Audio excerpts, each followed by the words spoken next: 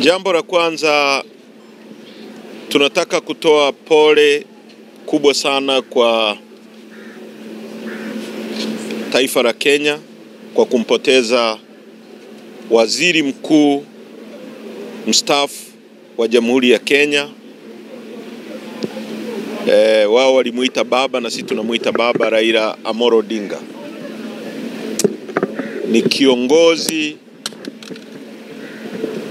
wa siasa za mageuzi na vyama vingi Afrika.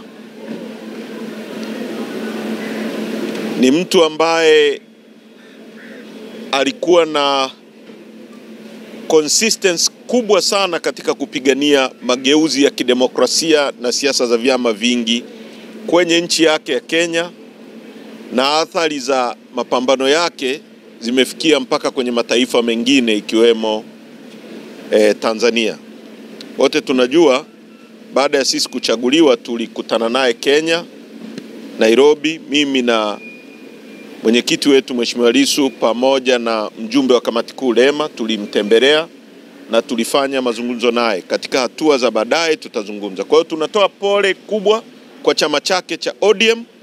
Tunatoa pole kubwa kwa nchi ya Kenya na kwetu sote wa Afrika, kwa sababu tumepoteza mtu muhimu. Kwa umri wake wa uzee ule miaka 80, ni mtu ambaye ni wazee ambao hata akija kwenye kusuluhisha jambo watu wote mnamsikiliza. Kwa hiyo apumzike kwa amani.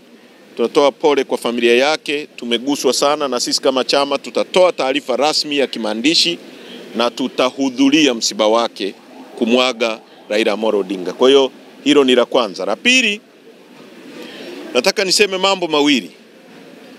Spidi ina maana kama haujakosea njia. Spidi haina maana yoyote kama umekosea njia. Unaenda Sinza, nia yako ya kwenda Sinza, alafu gari imeelekea Gongo la Mboto na wewe unaongeza mwendo, unakuwa unajipoteza zaidi. Spidi ina maana kama uko kwenye njia sahihi.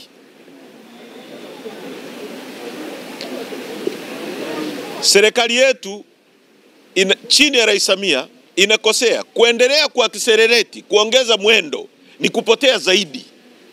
Kwa hiyo mtu mwenye akili unarudi unasoma ramani. Unaelewa hapa nimepotea njia, ngoja nianze upya. Kwa hiyo unapo accelerate wakati umekosea unapotea zaidi.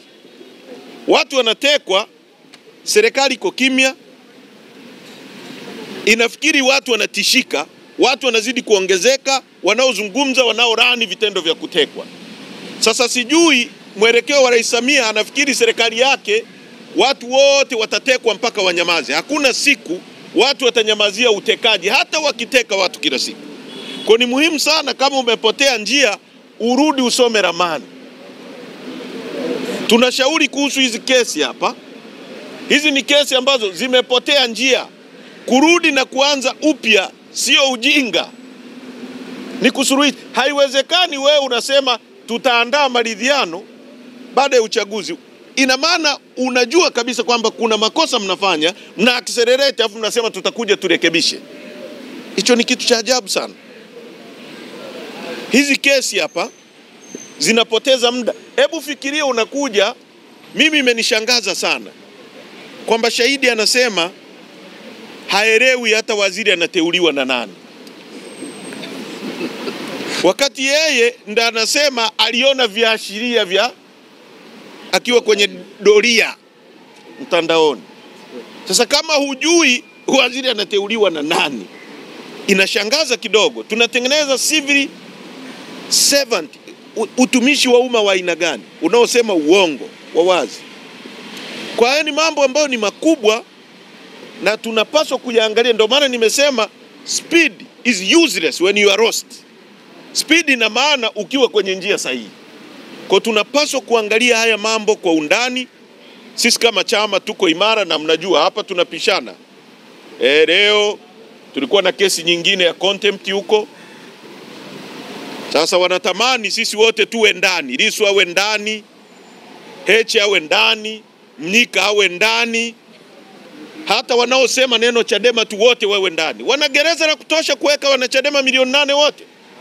Wanalo hilo gereza? Wana gereza la kutosha kuwaweka Watanzania wote? Kwa sababu vita ya kutafuta tume huru ya uchaguzi sasa sio vita ya Chadema, imeisha kuwa vita ya Watanzania wote. Ndio maana hata tukinyamaza hii vita inafanya nini? Inaendelea. Uongo kweli? Kweli. Mapambano haya sasa sio ya Chadema tu, ni mapambano ya Watanzania wote. Wana uwezo wa kuwaweka Watanzania wote ndani? Wana hilo gereza? Wana uwezo wa kuua Watanzania wote? Wana uwezo wa kuteka Watanzania wote? Speed is useless when you are lost. Kurudi, soma ramani, nenda kwenye njia sahihi. Hapo ukiongeza speed utakuwa na maana. Kwa nafikiri haya ni muhimu sana, tulitakiwa tuyaseme kwa leo. Sisi tupo imara na mapambano yataendelea. No reforms, no election. Asanteni sana. Wakili aseme jambo moja la muhimu hapa. Sawa, kwa ambao hawajaja mahakamani na Watanzania, kesi imeahirishwa. Mnaona sasa hivi ni saa 5 asubuhi kwa sababu familia ya mahakama ina msiba. Na msiba wa msajili wa mahakama. Kwa hiyo tulipofika asubuhi, upande wa Jamhuri walitoa taarifa hiyo na wakaomba leo wapate fursa kwa ajili ya kuhudhuria mazishi hayo. Salamu za mwenyekiti wa chama na mtuhumiwa amewaomba upande wa Jamhuri wamfikishie salamu zake za pole huko msibani. Kwa tunaamini na wao wamekubali kwamba salamu za Mheshimiwa Lissu huko msibani kwenye huo msiba wa msajili wa mahakama watazifikisha. Kwa hiyo mahakama ikaona ni busara sasa iahirishe shauri hili leo hadi kesho ili kutoa fursa kwa wenzetu wa upande wa Jamhuri waweze kuhudhuria msiba huo kwenda kumstiri mwenzetu aliyetangulia mbele za haki. Kwa hiyo tutaendelea kesho na sababu ya kuahirisha asubuhi hii ni hiyo. Tunaomba Watanzania wafahamu jambo hilo. Asanteni sana. Kuna jambo moja la muhimu nilitaka kusahau, niliseme. La muhimu sana. Mmemsikiliza mwenyekiti alipokuwa anaanza mwanzo asubuhi alichosema. Na nimekuwa nikikisema mara zote. Hii ni kesi kubwa kuliko kesi zote kwa mujibu wa katiba yetu ya Jamhuri ya Muungano wa Tanzania. Hii ndio kesi kubwa kuliko zote. Inabeba adhabu ya kifo. Leo ni mara ya 3 kwa wageni wa mwenyekiti wanaokuja kwenye hii kesi.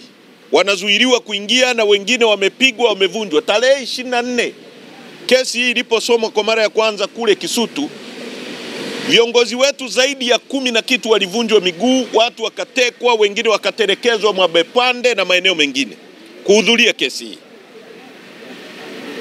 Walipokuja jaji mkuu mstaafu wa Kenya Willy Mutunga na Maraga na Jaji Maraga kwenye kesi hii, kwa sababu hii ni kesi inayovuta hisia za kidunia nzima na hisia za Afrika nzima na hisia za nchi nzima, kwa sababu mwenyekiti anaongoza chama kikubwa cha upinzani nchi hii.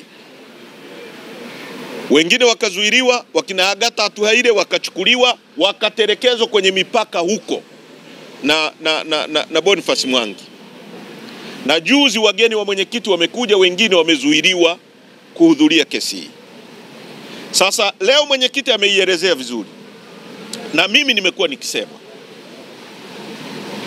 Amesema mwaka 58 kesi ya Mwalimu Nyerere iliposikilizwa pale, Watanganyika hawakuzuiliwa kwenda kusikiliza kesi ya kiongozi wao.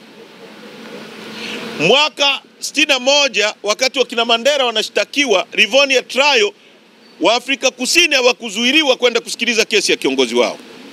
Na hata Jomo Kenyatta aliposhtakiwa kule Kapenguria, wa Kenya hawakuzuiliwa kusikiliza kesi ya kiongozi wao. Ina maana makaburu wazungu walikuwa wanawatendea watu weusi vizuri kuliko viongozi wetu wa Kiafrika wanavyotutendea sasa. Leo mwenyekiti wetu anashtakiwa kwa kesi kubwa kuliko zote. Wanazuiliwa watu kuja kusikiliza kesi ya mwenyekiti. Kuna nini ambacho kinafichwa? Sasa hili ni muhimu tukasema hatutakubali mambo haya yafanyike gizani, kwa sababu kesi wameileta wenyewe, wairuhusu iwe wazi, watu waone kinachofanyika. Asante sana, nitaka niliseme hilo, sio ni muhimu sana kulisema. Asanteni sana.